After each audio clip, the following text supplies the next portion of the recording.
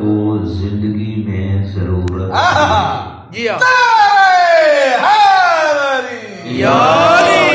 ماشاء اللہ آپ متوجہ ہو گئے ہوں گے کہ میرا مقصود کیا ہے. الشام علیہ ما علیہ حج پہ جاتا ہے اور خدا آپ سب کو حج کا شرف نصیب کرے. ہر حاجی کی تمنا ہوتی ہے کہ کم از کم ایک بار تو حجر اسود کا بوسہ لے. اور آپ جانتے ہیں کہ نگاہ معصوم میں یہ حجر اسود کوئی عام پتھر نہیں ہے. معصوم نے فرمایا جنت سے آیا تھا، جب آیا تھا تو سفید تھا، ابیض تھا. جب گناہگاروں نے چوما تو ان کے گناہوں کی ظلمت کی وجہ سے اس کا رنگ سیاہی میں بدل گیا. آپ اندازہ لگائیں کتنا شعور ہے اس پتھر میں. اور یہاں تک ہے روایات میں کہ یہ وہ حجر اسود جو ہوتا ہے جتنے لوگ طواف کر رہے ہوتے ہیں ان کی نیتوں سے یہ آگاہ ہے.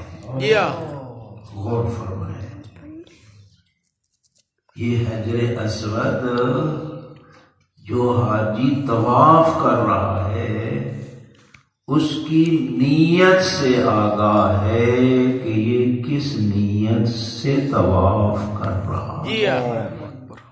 اتنا باشعور یہ حجر اسود ہے. بعض روایات میں تو ہے کہ ملک من الملائکہ، خدا بند عالم نے ایک فرشتے کو پتھر کی شکل میں بھیجا ہے جو حاجی کے اعمال کا شاہد ہے جو طواف کی حالت میں وہ انجام دیتا ہے. تو اس کا بوسہ لینا سنت معصوم ہے، سنت نبوی ہے. پیغمبر خدا صلی اللہ علیہ وسلم بوسہ لیتے بھی تھے اور حکم بھی دیا کہ حاجی اس کا بوسہ لے. اب اسی نیت سے اور شام آپ جانتے ہیں پھر شہزادہ ہے اور پھر ڈھیر سارا وفد بھی ہوتا ہے VIP لوگوں کا اور پھر کچھ خوشامدی ٹولہ بھی ساتھ ہوتا ہے. اب یہ بوسہ دینے کے لیے حجر اسود کی طرف چلتا ہے.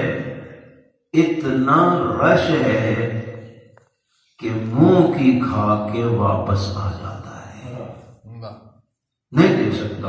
جو حج پہ گئے ہیں جانتے ہیں کہ اکثر ایسا ہی ہوتا ہے. تو اب جب یہ مایوس ہوا تو پیچھے ہٹ کے بیٹھ گیا. وہ خوشامدی ٹولہ بھی پاس بیٹھا ہے. اسی اثنا میں دیکھا کہ مسجد الحرام کے ایک کونے سے ایک نوجوان اٹھتا ہے، حجر اسود کے بوسے کا قصد کرتا ہے. سارے لوگ راستہ دے دیتے ہیں، مطمئن ہو کے بوسہ دے کے واپس لوٹ کے اپنے مقام پہ بیٹھ جاتے ہیں. حضرت جب یہ منظر ایک شامی دیکھ رہا ہے نا تو وہ حشام کی طرف رخ کر کے کہتا ہے کہ من ھذا، یہ کون ہے؟ آپ حاکم ہیں، شہزادے ہیں، حکومت آپ کی ہے، آپ کو کوئی بوسہ دینے کے لیے جگہ نہیں دیتا. یہ اٹھتا ہے اور سارے لوگ راستہ بنا دیتے ہیں، مطمئن ہو کے بوسہ دے کے واپس چلا جاتا ہے. یہ ہے کون؟ اب کس طرح کہے کہ یہ زین العابدین ہے؟ کس طرح کہہ سکتا نا، چونکہ عظمت حضرت کی واضح ہوگی. اب جانتے ہوئے کہتا ہے کہ لا عارفہ، میں نہیں جانتا کہ یہ کون ہے. اسی اسنا میں ایک محب اہل بیت شاعر ابو الفراز فرزدق بیٹھا ہے اسی محفل میں، کھڑا ہو کے کہتا ہے لیکن انا عارفہ، تو نہیں جانتا میں تو جانتا ہوں، میں جانتا ہوں، میں بتاتا ہوں کہ یہ کون ہے. اب ظاہر ہے سارا مجمع بھی مشتاق کہ بتائے یہ کون اتنی عظمت والا ہے. تو اس میں ایک بہت بڑا فی البدی قصیدہ وہاں پہ فرزدق نے سامنے اللہ کا گھر ہے، مسجد الحرام ہے، زین العابدین علیہ السلام تشریف فرما ہے، سامنے وہ قصیدہ پڑھتا ہے، بڑا طولانی قصیدہ ہے، اگر سارا پڑھا جائے تو شاید کئی گھنٹے لگ جائیں. میں فقط چند جملے اس سے تبرکاً آپ کی خدمت میں پڑھوں گا، آپ ذرا صلوات پڑھیں. اللہم صلی علی محمد وعلی محمد. جو قصیدہ جہاں سے شروع کرتا ہے اس میں 3 لفظ آ رہے ہیں. ایک ہے بیت، اور بیت سے مراد ہے بیت اللہ، اللہ کا گھر بیت اللہ ہی کہا جاتا ہے خانہ کعبہ کو. دوسرا لفظ آ رہا ہے ہل، اور تیسرا ہے حرم. حرم کا علاقہ بیت اللہ سے چاروں طرف 12 مربع میل، یہ حرم کا علاقہ کہلاتا ہے. چاروں طرف سے 12 مربع میل، جس کے اندر غیر مسلم بھی داخل نہیں ہو سکتا. اس کے خاص احکام ہیں، اور ہر ذریعے مقدس سے دور جو 12 مربع میل ہے اس مقدس ذریعے کا حرم کہلاتا ہے. اور یہی وجہ ہے کہ کربلا میں خدا آپ سب کو لے جائے، ہمیں زیارت نصیب ہو. تو حضرت کی ذریعے سے لے کر 12 مربع میل کے اندر سے جہاں سے بھی مٹی اٹھا لیں وہ خاک شفا ہی ہے. بے شک وہ خاک شفا ہے. 12 مربع میل سے جو کہ احکام حرم کے کچھ ایسے ہی ہیں. تو جو 12 مربع میل کے اندر علاقہ ہے بیت اللہ سے چاروں طرف، اس کو حرم کہتے ہیں. اس سے جو باہر علاقہ ہے وہ ہل کا علاقہ کہلاتا ہے، کہ وہاں ہل یعنی محل ہوتا ہے انسان، احرام کی پابندیاں نہیں ہوتی. حرم کے خاص احکام ہیں، ہل کے خاص احکام ہیں. اس ہل کے علاقے میں سندرال بھی آتا ہے، یعنی یہاں بھی ہم احرام کی قیود ہمارے اوپر نہیں ہے. 12 مربع میل کے علاوہ پوری دنیا اس کو ہل کا علاقہ کہا جاتا ہے. تو اب ذرا اس شعر کی طرف توجہ کرنا کہ جس کے بارے میں اس نے کہا تھا نا لا عارفہ، اور فرزدق نے کہا تھا ولیکن انا عارفہ، میں جانتا ہوں. تو اس نے جو قصیدہ شروع کیا نا، تو یہاں سے ھذا الذی تعرف البطحا وطأتہ والبیت یعرفہ والحل والحرم. یہ جس کے بارے میں تو کہہ رہا ہے میں نہیں جانتا، بطحا کی وادی کا ذرہ ذرہ جانتا ہے کہ یہ زین العابدین ہے.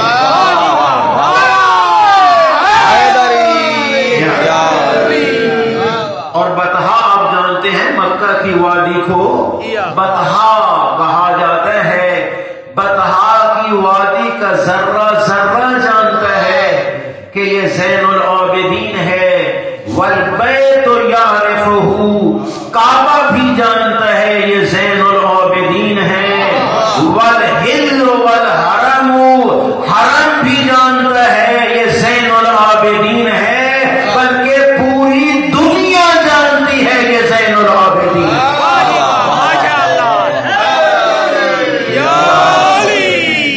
اس کو ہل بھی جانتا ہے اور حرم بھی جانتا ہے.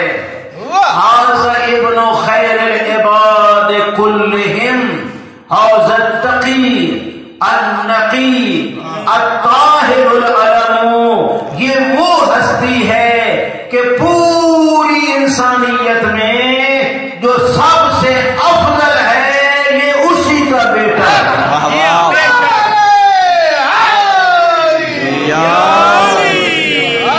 خیر عباد اللہ کلہم، جتنے ہی اللہ کے بندے ہیں بنی نوع انسان میں جو سب سے خیر ہے سب سے افضل ہے یہ اس کا بیٹا ہے۔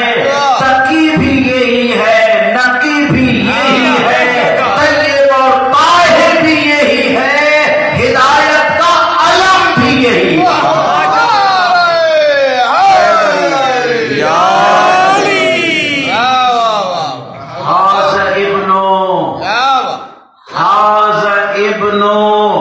احمد مختار النبی صلی علیہ الالہ ما دام جرى القلم، یہ وہ ہستی ہے کہ جس کے جد کا نام احمد ہے اور لقب مختار ہے۔ پوری کائنات میں خدا نے اس کو چنا ہے جو سید الانبیاء ہے، اور جب سے خدا بند عالم نے لوح و قلم کو خلق کیا ہے اس پہ رحمت کو نازل کر رہا ہے۔ اللهم صل على محمد وآل محمد۔ هذا ابن وصی المصطفیٰ، هذا ابن وصی المصطفیٰ الذی فی سیفہ النقم، یہ اس نبی اعظم کے وصی یعنی علی ابن ابی طالب کا بیٹا ہے جس کی ذوالفقار کافر اور مشرک کے لیے عذاب الہی بن کے نازل ہوئی۔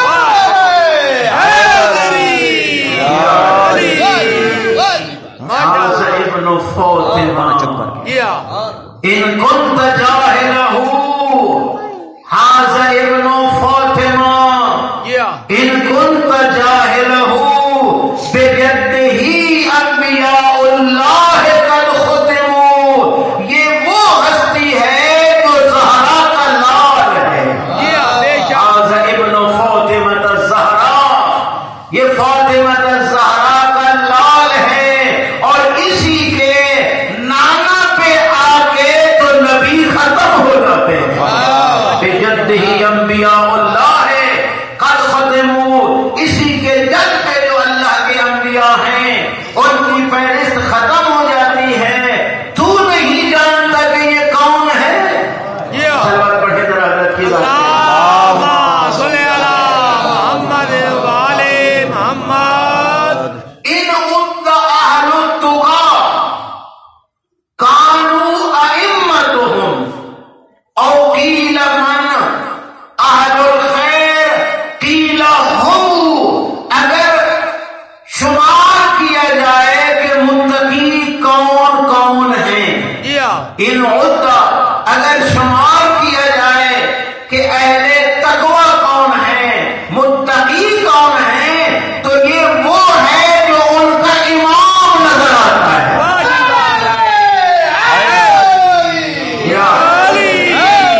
یہ سوال کیا جائے کہ من خیر و اہل الارض قیل هم، پوچھا جائے بتاؤ تو صحیح کہ روئے زمین پہ سب سے بہتر کون ہے، تو سب کہیں گے زین العابدین۔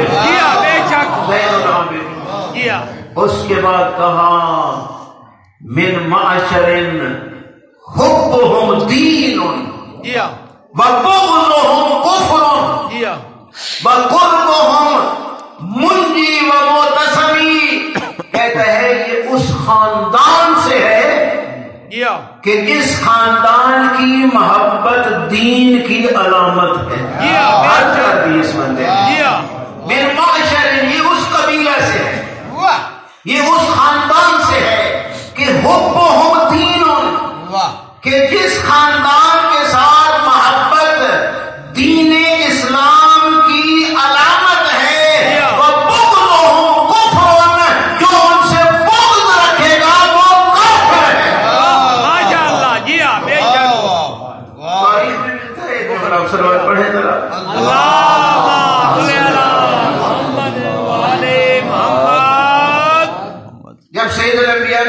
میں آتی نا کہ یا علی انت قسیم النار والجنہ، جی ہاں، کہ علی آپ توشیہ، جنت اور جہنم کو تقسیم کرنے والے ہیں. جی ہاں، جب یہ پیغمبر خدا کی حدیث کسی عالم دین میں پڑھی تو جو متعصب ہے وہ کہتا ہے مینوں سمجھ نہیں آتی جی ہاں، کہ علی کس طرح جی ہاں، جنت اور جہنم کو تقسیم کریں گے، میری سمجھ میں یہ بات نہیں آتی. جی ہاں، تو عالم دین کہتے ہیں دیکھنا جس طرح قرآن کی اگر ایک آیت سمجھ نہ آئے دوسری ساتھ میں لاؤ تو پہلی بھی سمجھ آ جاتی ہے اور دوسری بھی سمجھ آ جاتی ہے. حدیث پیغمبر خدا کا بھی یہی قانون ہے کہ اگر کوئی مجمل ہے حدیث جس کی آپ کو سمجھ نہیں آ رہی تو ساتھ دوسری حدیث ملا دو گے تو فوراً سمجھ آ جائے گا. اگر آپ کو یہ سمجھ نہیں آ رہا کہ یا علی انت قسیم النار والجنہ، کہ علی آپ جنت اور جہنم کے تقسیم کرنے والے ہیں، اگر یہ سمجھ نہیں آ رہی تو پیغمبر خدا کی ایک اور حدیث بھی تو ہے، اور وہ حدیث کیا ہے کہ یا علی حب کا ایمان و بغض کا کفر و نفاق، اے علی تیری محبت ایمان ہے، تیرے ساتھ بغض رکھنا کفر اور نفاق ہے، تقسیم ہو نہ گئی.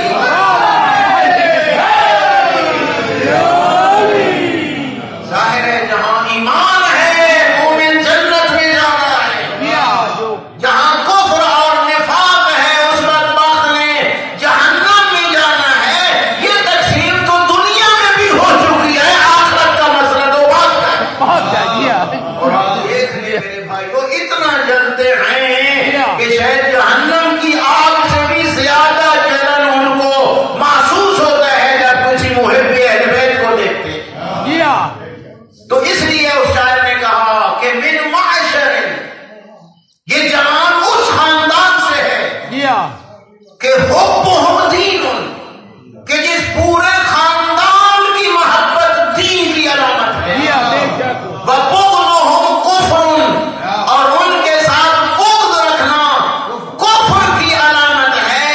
قُرْبُهُمْ مُنْجِي، جو ان کے قریب چلا جائے گا یہ جہنم سے نجات دے دیں گے. واہ جی واہ، ماشاء اللہ، ماشاء قُرْبُهُمْ اللہ، مُنْجِي، ان کا قرب نجات دینے والا ہے، بمعتصمی اور جہنم سے بچانے والا ہے.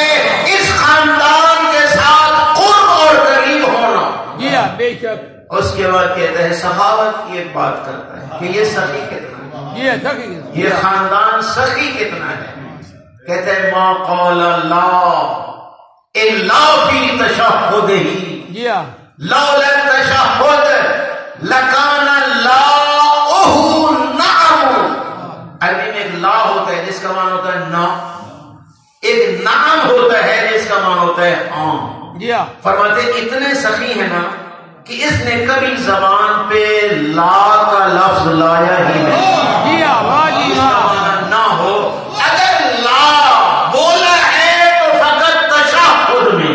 جی ہاں، واہ جی واہ، تشہد میں جب ہم نماز پڑھتے ہیں تو ہم کیا پڑھتے ہیں؟ اشہد ان لا الہ جی ہاں، الا اللہ، کہ لائق عبادت بس وہی ذات ہے، اس کے علاوہ کوئی لائق عبادت نہیں. جی ہاں، بے تو شک، یہ نئی جو آئی ہے فقط تشہد میں کہتے ہیں ما قال اللہ، جو بھی اس کے دروازے پہ مانگنے کے لیے آیا ہے کبھی اس نے لا کہا ہی نہیں. اگر لا کہا ہے تو فقط نماز کے تشہد میں.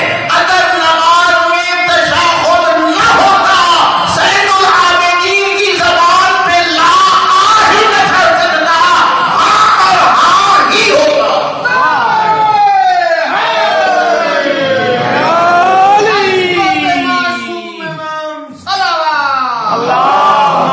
صلی اللہ محمد محمد. باقی کہتا ہے دیکھ تو کہتے حجر اسود کا بوسہ دینے کے لیے آیا ہے اور لوگوں نے راستہ دے دیا ہے، تو لوگوں کی بات کرتا ہے. لو یعلم الرکن، توجہ کرنا اس پہ، لو یعلم الرکن، قد جاء يلسمه لخر ذلك الركن ولزم ما وضع القدم، کہ اگر حجر اسود کو علم ہو جائے کہ کون مجھے بوسہ دینے کے لیے آ رہا ہے، حجر اسود خانہ کعبہ کو چھوڑ دے گا، زین العابدین کے قدموں کی خاک کا بوسہ دے گا۔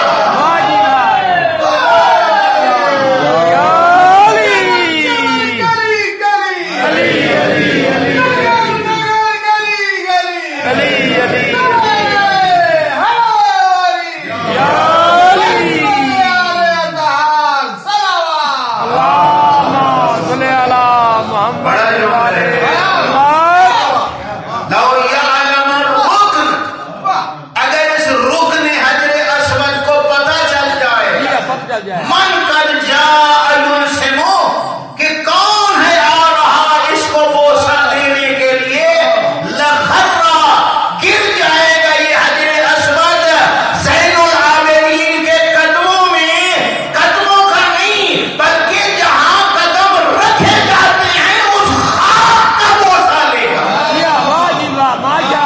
وضع القدم، مولانا جانتے ہیں وضع القدم اس کو کہتے ہیں جس جگہ پہ قدم رکھا جائے۔ آخر میں کہتے ہیں من یعرف اللہ یعرف اولیت ذات، من یعرف اللہ یعرف اولیت ذات، والدین من بیت ھذا نالہ الامم۔ تو کہتا ہے میں نہیں جانتا، جو اللہ کو جانتا ہے وہ اس کو بھی جانتا ہے۔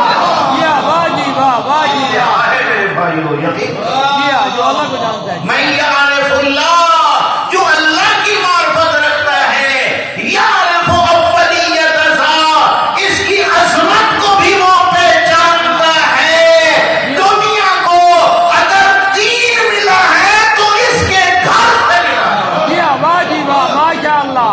دین من بیت ھذا نالہ الامم، کتنی امتیں آئی ہیں، اگر دین ان کو ملا ہے تو زین العابدین کے گھر سے ملا ہے، گھر سے ملا ہے۔ وَلَيْسَ قَوْلُكَ مَنْ حَازَ بِظَاهِرِهِ وَالْعَرَبُ مَنْ أَنْكَرْتَ يَعْرِفُهُ وَالْعَجَمُ۔ تو نے یہ کہا ہے کہ مجھے نہیں پتا، یہ نہیں پتا، یہ جو تیرا بکواس ہے یہ زین العابدین کا کچھ نہیں بگاڑ سکتا۔ زین العابدین کو عرب بھی جانتے ہیں اور عجم بھی جانتے ہیں۔ ماشاء اللہ۔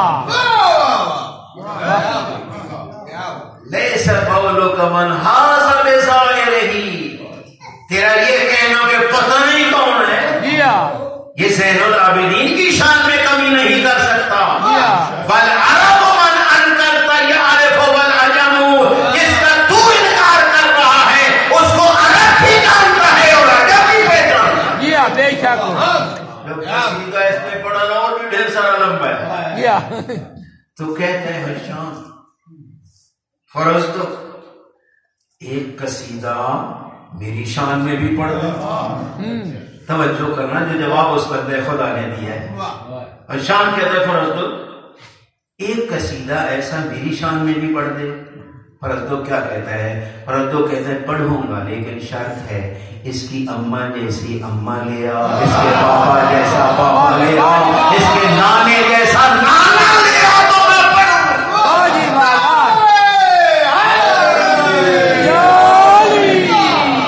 جس کا نسب آیت تطہیر کے تحت ہے، تو کہتے ہے وہ قصیدہ میں تیری شان میں پڑھوں، ذرا اپنی نسل تو دے، نام تو دے۔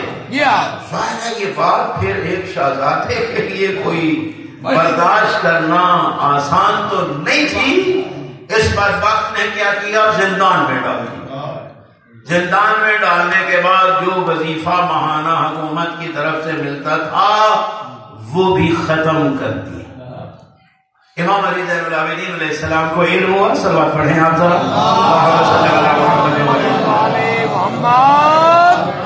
امام علیہ السلام نے کسی وسیلے سے اس کو آزاد کروایا اور 12,000 درہم عطا کیے. 12,000 درہم. وہ کہتے ہیں مولا میں نے تو کوئی فیس کے لالچ میں تو نہیں پڑھا. امام نے فرمایا نہیں مجھے بھی پتہ ہے تیرے خلوص کا، لیکن میں سمجھتا ہوں تیری ضرورت یہی ہے. اگر تیری ضرورت اس سے زیادہ بھی ہوتی تو زین العابدین وہ بھی جی ہاں بے شک.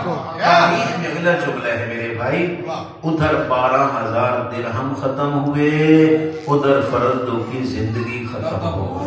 جی ہاں اس کو کہتے ہیں امام.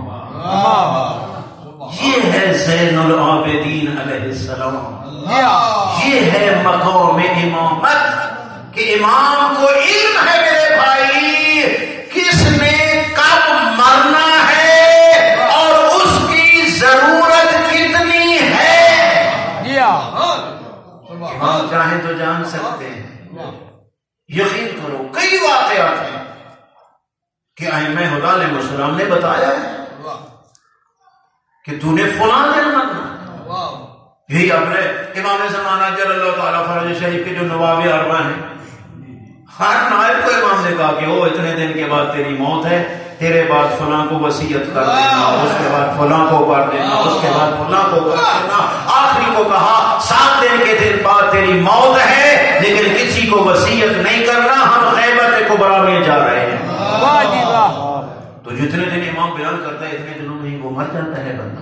تو یہ تعجب نہ کرنا کہ وہ امام کو کس طرح پتا ہے، مگر امام ہوتا کون ہے؟ جی ہاں انشاء علموا، جب چاہے جان سکتے ہیں. جی ہاں اس پہ ایمان ہونا چاہیے. انشاء علموا، جو چاہے جان سکتے ہیں. تاریخ میں واقعہ ملتے ہیں کہ کچھ لوگ گئے تھے امام موسیٰ کاظم علیہ السلام کے پاس. فتیح المذہب قسم کے لوگ یعنی شیعہ دے وچ پھٹے ہوئے ٹولا ڈھیر سارے ایسے ہوئے ہیں میرے بھائی اور بزرگوں. چند ٹکوں کی لالچ میں جو ہے ان لوگوں نے معصوم کا ساتھ چھوڑ دیا. کہ امام علی زین العابدین علیہ السلام کے بارے میں غور کریں. محمد ابن حنفیہ کو لوگوں نے امام مانا ہے، امام علی زین العابدین کو امام نہیں مانا. حالانکہ محمد جب یہ دونوں چچا اور بھتیجا میں آخر لوگ ہوتے ہیں نا بعض بس لگ کے پیچھے کہ بس امام حسین علیہ السلام کے بعد جو ہے وہ محمد ابن حنفیہ جو ہے نا وہ امام ہے. لوگ چلے گئے اس کے پیچھے. امام کے محمد کا انکار کر دیا. امام نے فرمایا کیوں انکار کرتے ہو، سیدھا چلے جاتے ہیں حجر اسود سے پوچھ لیتے ہیں. محمد ابن حنفیہ نے جا کے کہا حجر اسود نے کوئی جواب نہیں دیا. لیکن جب علی زین العابدین علیہ السلام گئے تو حجر اسود نے کھل کے جواب دیا کہ میں گواہی دیتا ہوں امام برحق علی زین العابدین ہے. لیکن اس کے باوجود بھی لوگوں نے ڈھیر سارے لوگوں نے محمد ابن حنفیہ کو امام مانا اور زین العابدین علیہ السلام کو نہیں مانا. اور امام علی زین العابدین کے بعد آپ دیکھیں تو زید کو مانتے ہیں جو فرزند ہے امام علی زین العابدین علیہ السلام کا، لیکن امام محمد باقر علیہ السلام کو نہیں مانتا. جی ہاں امام محمد باقر علیہ السلام سے آگے آپ تھوڑا سا چلیں امام جعفر صادق علیہ السلام تک آئے تو لوگ امام جعفر صادق کے بعد اسماعیل ابن جعفر صادق کو مانتے ہیں اور امام موسیٰ کاظم علیہ السلام کو نہیں مانتے. یہ سارے اسماعیلیے جو پھٹے ہوئے ہیں یہ شیعوں کی ایک میرے بھائیوں شاخ تھی کہ جنہوں نے امام موسیٰ کاظم کی امامت کا انکار کیا اور اسماعیل ابن امام جعفر صادق علیہ السلام کی امامت کے قائل ہیں اور ابھی تک اسی پہ پکے ہیں. تو جعفر صادق علیہ السلام تک تو 6 اماموں کی امامت کے تو یہ قائل ہیں. بعد میں اسماعیل کی اور پھر خلافت بنا لی اپنی مرضی سے. اب بھی اپنے آپ کا جو بھی بندہ ہوتا ہے بھائی وہی خلیفہ ہے اور یہ سلسلہ قیامت تک جو ہے وہ جاری رہے گا. تو ان میں سے کچھ فتیح المذہب بھی آئے. عبداللہ یافتہ جو ہے امام موسیٰ کاظم علیہ السلام کا صلوات پڑھیں آپ طرح. حضرت کا تعلقات والا ہے، وکیل ہے، ڈھیر سارے پیسے لوگوں نے وہاں دیے. جس طرح آپ واجبات آپ نے دیتے ہیں، مجھے دیتے ہیں، ملک صاحب کو دیتے ہیں، مولانا کو دیتے ہیں کہ آپ سیستانی تک پہنچاتے ہیں. انہیں جب دیکھا کہ ڈھیر سارے پیسے سرے سے ہی منہ کر گیا کہا بس امام موسیٰ کاظم کا کوئی وجود ہی نہیں ہے. بس وہ بس گئے غیبت میں چلے گئے، سب کچھ یہی ہے۔ تو کچھ لوگ وہاں سے چلے جو چیک کرنا چاہتے ہیں امام موسیٰ کاظم علیہ السلام کو کہ آیا واقعاً یہ امام ہے یا نہیں، اور 30,000 دینار سونے کے، دینار سونے کا ہوتا ہے، درہم چاندی کا ہوتا ہے، 30,000 دینار سونے کے لیے کہ سوال لکھ رہے ہیں ان کو ایک اور یہ جو کمر باندھ میں باندھتے تھے اس پیٹی میں ڈالنا ہے۔ امام علیہ الصلوۃ والسلام کو یہی عرض کرنا ہے کہ سوال پڑھنے نہیں، اندر ہی جواب دینا ہے، بند اسی لفافے کے اندر۔ اگر امام دے دے تو 30,000 دینار جو ہے نا وہ دے دینا، یقیناً وہی امام ہوگی۔ تو یہ پروگرام بنا کے جب جانے لگے تو ایک مومنہ جس کا نام تاریخ میں شدیدہ ہے، مومنہ 4 درہم بیچاری، 4 درہم ہے، شاید 1 درہم ہے، مجھے ابھی اشتباہ ہو رہا ہے، 1 درہم یا 4 درہم چاندی کے، کہا یہ میری طرف سے خدمت امام، میرے قدر چھوڑ، 30,000 دینار لے جا رہے ہیں، 1 درہم تیرا چاندی کا۔ کہا نہیں مہربانی کرو، یہ درہم بھی لے جاؤ، اور یہ کپڑا جو ہے نا، میرے پاس کچھ کپڑا بچ گیا تھا، سال کے بعد یہ میں اس کا خمس جو بنتا ہے نا 5واں حصہ، یہ بھی امام علیہ السلام کی خدمت میں لے جانا، مہربانی تو کرے۔ بڑے اصرار کے بعد یہ لے گئے۔ جب وہاں پہنچے تو امام علیہ السلام سے وہ سوالوں کی بات کی۔ امام علیہ السلام نے فرمایا کہ میں نے تمہارے سوالوں کے جواب دے دیے ہیں، گھر جا کے پڑھ لینا۔ کہا یہ 30,000 دینار؟ فرمایا نہیں، جن کے تم 30,000 دینار لے آئے ہو وہ میری امامت کا انکار کر چکے ہیں، مجھے منکر کے پیسے کی ضرورت نہیں۔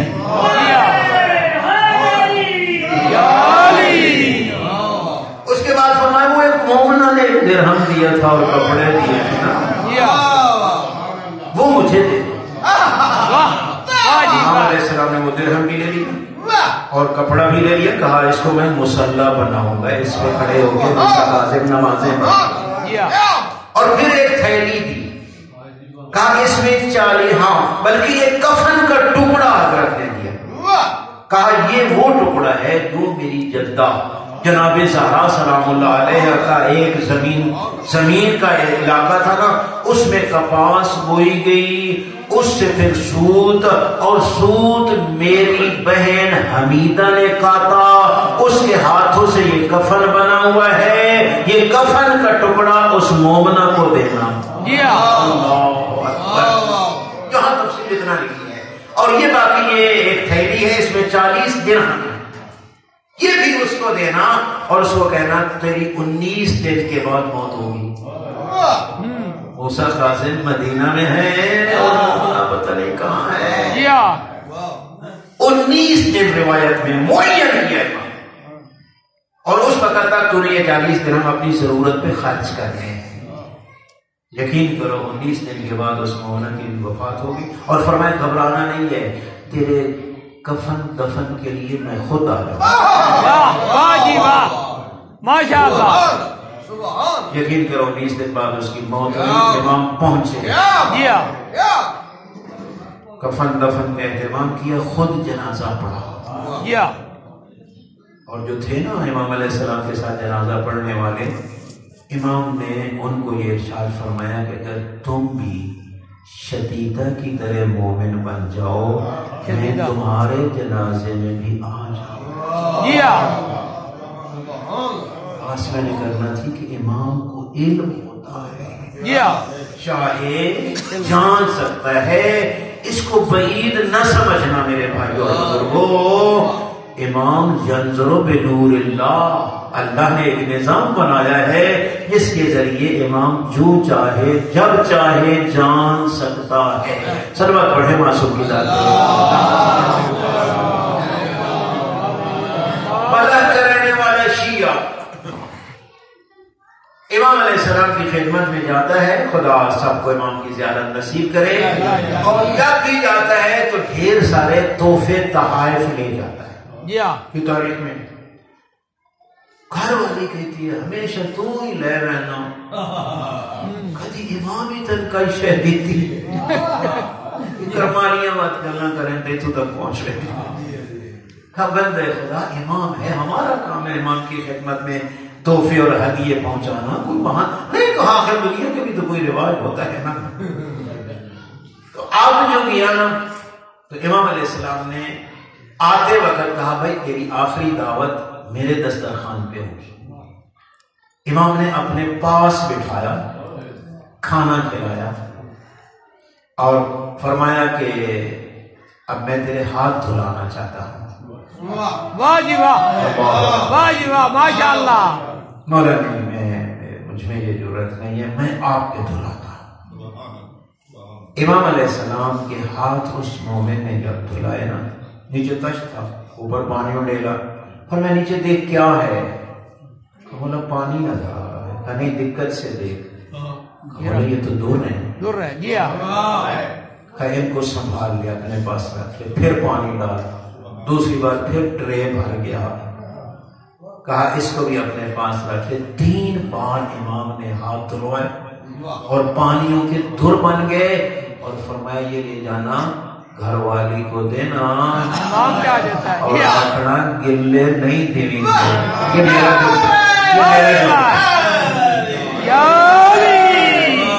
یہ میرا جملہ امام کا نہیں ہے چنانچہ لے آیا میرے بھائی اور بزرگوں کہا یہ امام نے دیے ہیں ہر روز آتی ہیں تو نے بتایا تھا نہیں اس وقت ٹیلی فون یا موبائل یا تاریں تو تھی نہیں تو اس کو کس طرح پتا کہا امام ہوتا ہی وہی ہوتا ہے جی ہاں اس کو پتا ہی نہ وہی ہوتا ہے امام اگر اتنی عظمت والا ہے تو اس بار میں بھی ساتھ آؤں گی مدینے میں بھی چلوں دونوں میاں بیوی بڑے خوش آ رہے ہیں کہ امام کی زیارت ہوگی نبی اعظم کی زری کی زیارت ہوگی خوش لیکن اتفاق ایسا مدینے داخل ہی ہوئے تھے بیچاری بیمار ہوئی اور مر گئی مر گئی بیچاری ظاہر ہے سفر میں بیوی مر جائے بڑا پریشان لیکن ادھر ادھر نہیں گیا اس پہ کپڑا دے دیا اور سیدھا خدمت امام مولا وہ آپ کی نوکرانی ظاہرہ آ رہی تھی اور وہ بڑی اس کو خواہش تھی آپ کی زیارت کرے لیکن وہ ابھی وہاں مر گئی ہے راستے میں امام علیہ السلام مسکرائے اور فرمایا چاہتا ہے زندہ ہو جائے حقیقت ہے میرے بھائیوں کبھی افسانے پڑھنے کا عادی نہیں ہوں حقائق بیان کرتا چاہتا ہے کہ زندہ ہو جائے ظاہر ہے بیوی اور وہ بھی پردیس میں دوبارہ زندہ ہو جائے اس سے بہتر کیا ہے حضرت نے 2 رکعت نماز پڑھی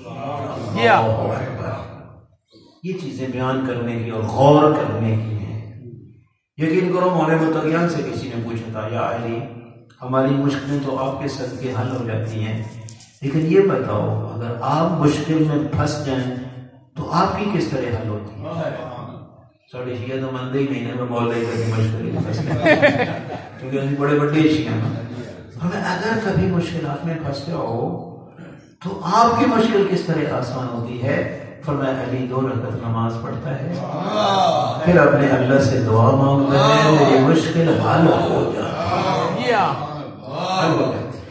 تو یہاں کی امام علی صلی اللہ علیہ السلام نے 2 رکعت نماز پڑھی اس کے بعد دعا مانگی فرمایا جاؤ وہ زندہ ہے یقین کرو واپس آیا نا تو کتنے لگ گیا میں کیڑے دینے بیٹھی ہوں تو مار نہیں گئی تھی کہاں مار گئی تھی تو پھر کیا ہوا کہا میری روح کو ملک الموت لے کے جا رہا تھا آسمانوں کی طرف کہ ایک نوجوان آگے آیا اور اس نوجوان نے کہا اس اسرائیل کو ملک الموت کو کہ اس مومنہ کی روح واپس کر دے میں نے اپنے اللہ سے 30 سال اس کی زندگی بڑھوا لی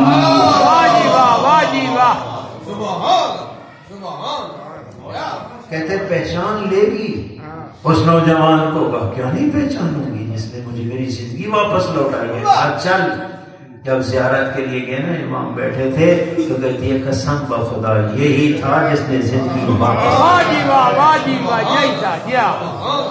یہ ہے مقام امامت، جی ہاں، یہ ہے امام علی زین العابدین علیہ الصلوۃ والسلام کی عظمت۔ جی ہاں، لیکن حضرت کی سیرت کے بارے میں آپ دیکھیں میرے بھائی اور بزرگوں، ایک بات میں عرض کرتا ہوں، عموماً کہا جاتا ہے کہ حضرت کی جو والدہ ہے وہ فلاں شخصیت نے ایران کو فتح کیا تھا، وہاں سے لوگ کنیزیں آئی تھیں اور اس خلیفہ صاحب نے علی علیہ السلام کو ہدیہ کی تھیں، اور ایک نے امام حسین علیہ السلام سے شادی کی۔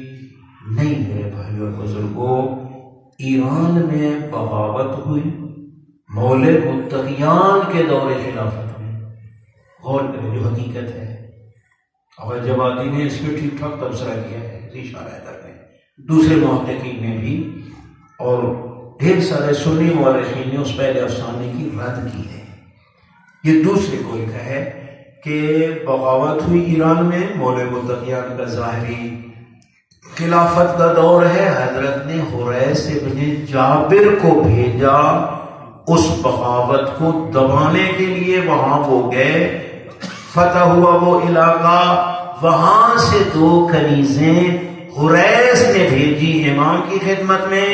امام علیہ السلام نے ایک کی شادی جو ہے مولے متقیان نے امام حسین علیہ السلام سے کی، اور دوسری کی شادی محمد ابن ابی بکر سے کی۔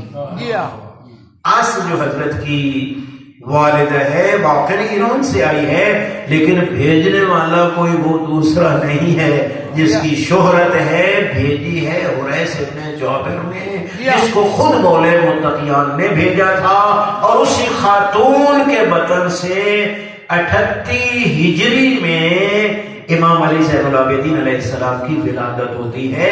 اپنے جد کی زیر سرپرستی حضرت نے 2 سال گزارے، چونکہ 40 میں امام علی علیہ السلام کی وفات ہے، اور پھر حضرت کی جو شہادت ہے وہ 95 ہجری میں جا کے وہی عبد الملک ابن مروان علیہ اس کے زہر سے ہوئی ہے۔ تو امام علیہ الصلوۃ والسلام نے مختلف ان ڈھیر سارے اموی خلیفوں کے دور میں حضرت نے وقت گزارا ہے، اور آپ حضرت کی سیرت سے آگاہ ہیں کہ امام علیہ السلام نے کوئی یہ نہیں کہ ہاتھ پہ ہاتھ رکھ کے بیٹھ گئے، اگر ہاتھ پہ ہاتھ رکھ کے بیٹھے ہوتے تو لوگ زہر سے شہید نہ کراتے۔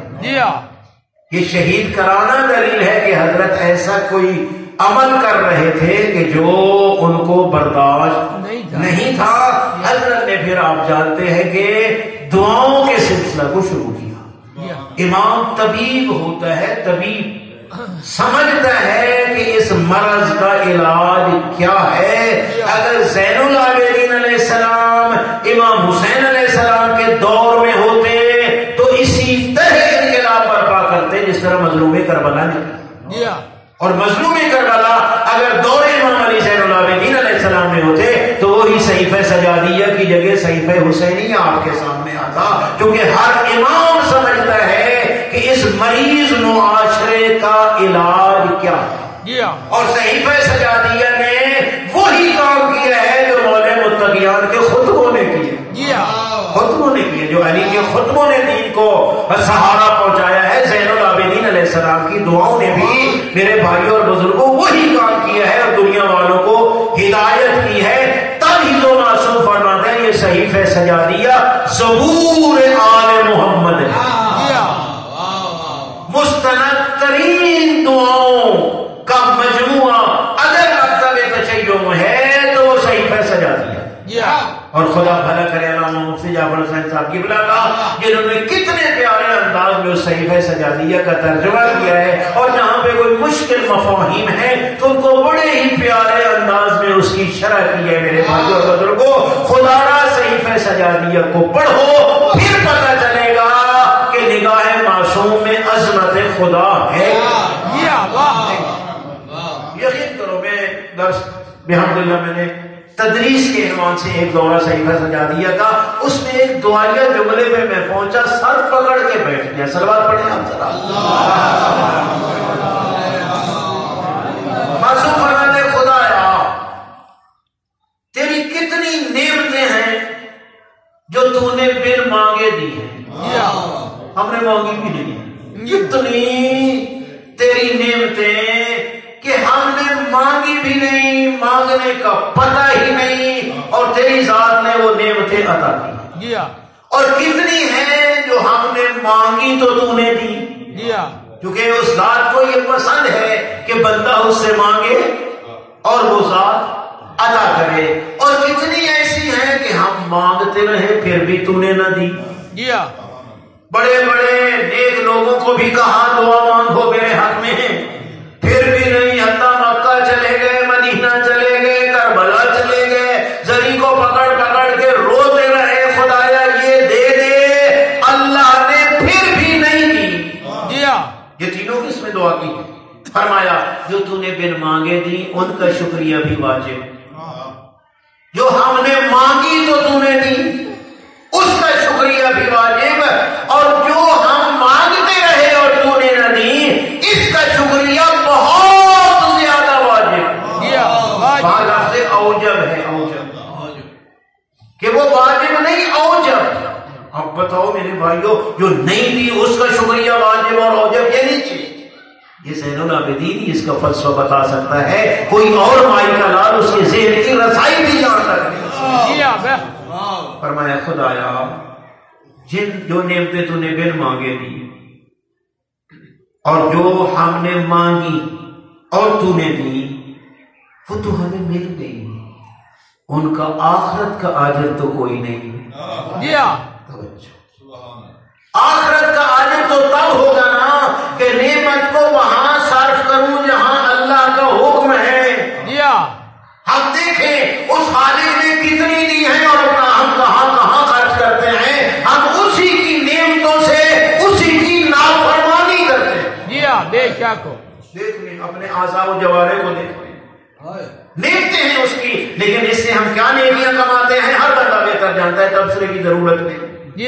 تو جو مل گئی ان کا تو آخرت والا اجر کوئی نہیں، لیکن جو نہیں ملی خدایا تیرا فیصلہ ہے کہ جو بندہ مجھ سے مانگتا رہے اور میں دنیا میں نہ دوں، آخرت میں جنت میں درجات بلند کرتا. ان دعاؤں کے بندے معصوم کی روایات کہ حتیٰ جب دیکھے گا انسان کے جنت میں اتنا بڑا مقام، تعجب سے کہے گا خدایا میں نے تو اتنے چنگے کام کیے کوئی نہیں، اتنا مقام جنت میں مجھے تو نے دے دیا.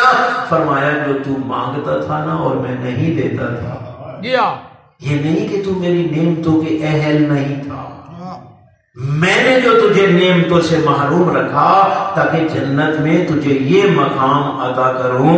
میرے بندے تو راضی ہے میرے اس سودے پہ؟ اس وقت انسان کہے گا کاش کوئی ایک بھی قبول نہ ہوئی ہوتی. اور اس کے بعد فرمایا عین ممکن ہے اگر بندے کو وہ نعمت مل جاتی اسی نعمت کی وجہ سے وہ گمراہ ہو جاتا. کتنے لوگ ہیں کہ دنیاوی نعمت آنے کی وجہ سے انسانیت سے ہی باہر نکل جاتے ہیں. خدایا تیرا کتنا احسان کہ تو نے وہ نعمت نہ دے کے اپنے بندے کو گمراہی سے بچا لیا. اس کو کہتے ہیں زین العابدین. اور تب ہی فرمایا کہ جو تو نہیں دیتا اس کا شکرانہ سب سے زیادہ واجب. اور میرے بھائی اور بزرگوں، حافظ سیف اللہ صاحب مرحوم ایک جملہ کہتے تھے شیعہ غیرت کر، یہ مرحوم کا جملہ ہے. شیعہ غیرت کر اور مذہب میں عابد ہوتا ہے، تیرے مذہب میں زین العابدین. زین العابدین کو امام ماننے کا تقاضا یہ ہے میرے بھائی اور بزرگوں کہ ہماری ساری زندگی بندگی خدا میں گزر جائے. خدا بند عالم ہم سب کو معصوم ائمہ ہدی علیہ السلام کے بتلائے ہوئے راستے پہ چلنے کی توفیق مرحمت فرمائے اور زندگی کے لمحات اس ذات کی بندگی میں گزارنے کی توفیق فرمائے. فارغ بحق محمد والے محمد علیہ السلام ہماری نعرائز کو قبول فرما. خدایا اگر یہ ساوت کوئی خطا ہوئی ہے تو اپنی